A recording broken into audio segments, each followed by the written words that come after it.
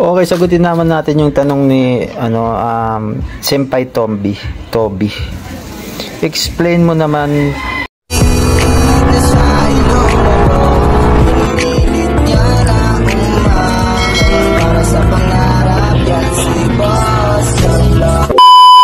Paps, anong mangyayari kapag nasira yan? Okay, ito quick tips lang. So itong sob na nakalagay, ito para sa radiator fan. Ito yung sob relay. Ayan, ito yung fuse na yan. Pagka sira na yan o pumutok o wala, hindi yan mag-on. Hindi yan magpo-push button. Hindi yan magpo-push. Yan, pagka ito yung nasira. Kaya kung nagto-troubleshoot kayo at ayaw mag-push button, check nyo lang tong sob relay accessories. Para sa accessories kasi yan. Ayan mga kaibigan, gawan natin ng explanation ito. Itong tatlong fuse na to. Itong dalawa pala. Ayan, makikita nyo nakalagay yung toggle switch or paper clip, ilagay nyo. Ayan, naka-on na yan. Kita nyo, walang error. Papansin nyo, C100, C00, ibig sabihin walang error yan. Ngayon, ang gagawin natin is gagawa natin ng error. Walang check engine, may ilaw. Okay? At nakakabit yung fuse. Itong sub relay na to na fuse, ayan, para sa accessories yan. Ito sa pan, radiator pan yan. Ngayon gagawin natin ng error. Pansinin nyo, walang check engine, may ilaw. Yan, hindi ko yan, ayan, on ko yan, naka-on yan. Gagawin natin ng error. Okay, huhugutin natin tong sub relay, ayan, na fuse. So ayan mga kaibigan, tinanggal natin yung fuse. Ayan, ayan, tinanggal natin yung fuse. Ayan, kita nyo, tinanggal natin. Ngayon naka-on yung toggle switch or may paper clip kayo nilagay. Ayan, tinanggal natin yung sub relay para yan sa accessories, yung gitnang fuse na yan. Ngayon start natin.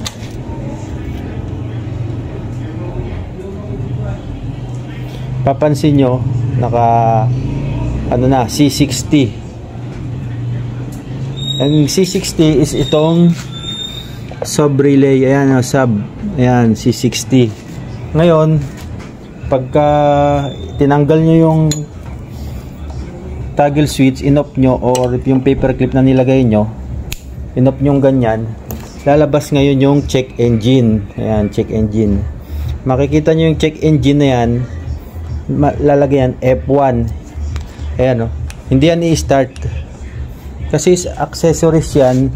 Itong gitnang fuse na yan, accessories yan ng wirings nya papuntang push button sa lahat ng system nya. Ayan, check engine, makita nyo naka check engine.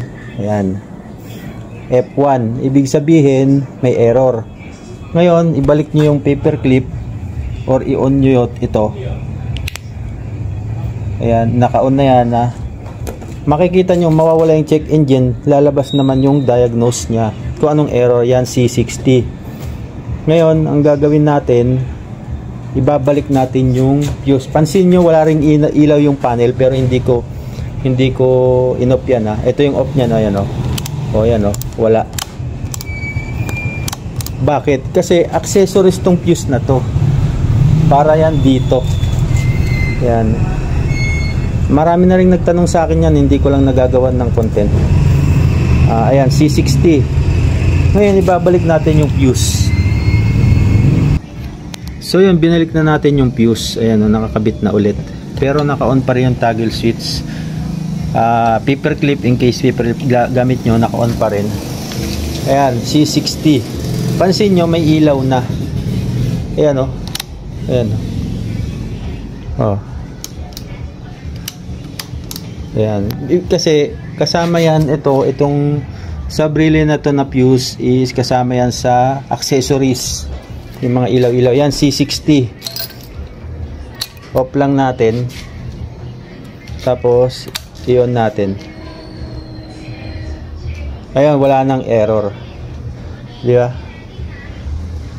Ngayon kung paano i-diagnose yung history is next video na tuturo ko sa inyo. Yan. Yan. So, yun lang. Sana natuto kayo mga kaibigan. Maraming salamat.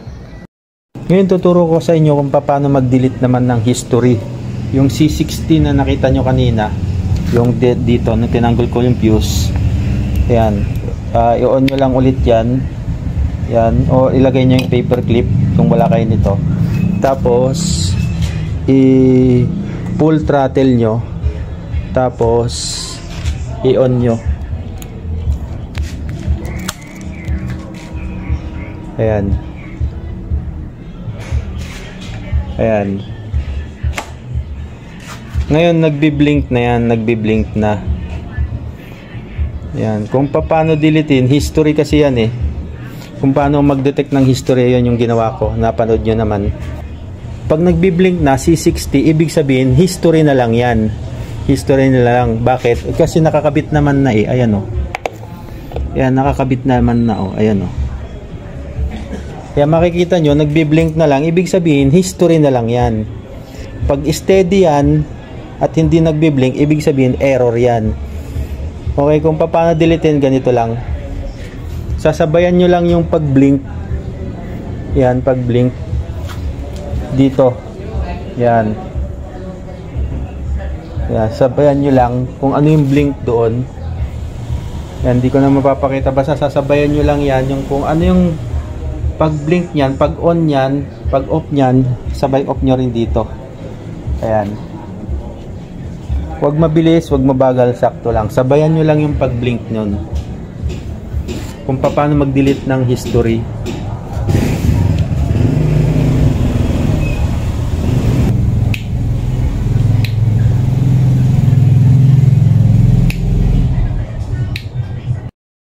So, ayan mga kaibigan, no. Na-delete na yung history. Ayan. C00 na. 'Di ba kanina C60 tapos nagbi-blink. Tandaan nyo, pag nagbi-blink, ibig sabihin history yon, hindi yon error. Ayan. So, maliwanag na sa inyo kung paano mag-delete ng history.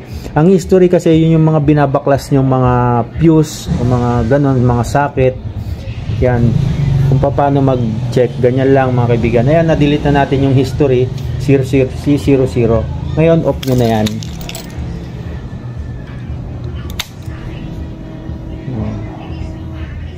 Ayan. Wala na, mga kaibigan. So, kailangan off nyo na rin to.